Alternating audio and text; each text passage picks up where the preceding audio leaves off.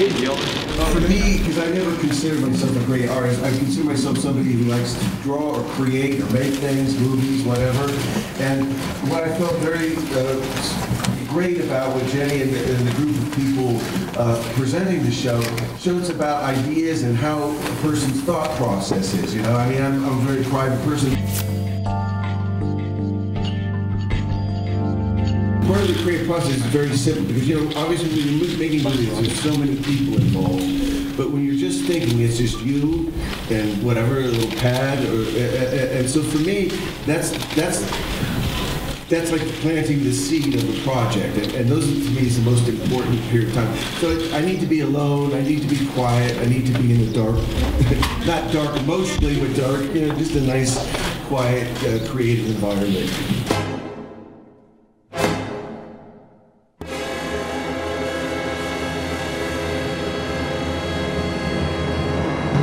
Some projects became actual film projects, animation or live action, and some projects I worked on that had ideas that never made it into a film. But that's just part of the creative process. I mean, it all starts with a drawing or an idea, and sometimes it turns into a movie, sometimes it turns into a book or a photograph, or just a drawing. You know, it encompasses all of that. I mean, I grew up, you know, as a child, I grew up on television in America. I was a big fan of like the Mexican horror films, like, you know, like, in fact, 3 nights ago I watched Samson versus the Vampire Women like 3 times. So there's something that's very, very much a part of my life growing up watching these kinds of films, that they had such a style to them and such a you know, unique.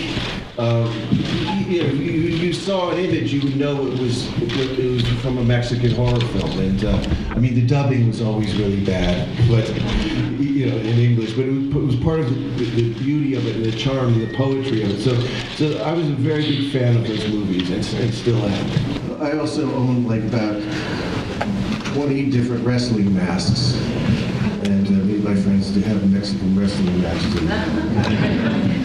That's more of a sport than that, but still inspirational. It's pretty much normal business as usual now. I mean, but no, I mean, it's true. That's why it's harder to make up fiction. It's harder to make up crazy, insane stories, because that's the way life is. It's, you know, there's no such thing as fantasy anymore. It's like reality is fantasy. You know, it's hard to tell these days.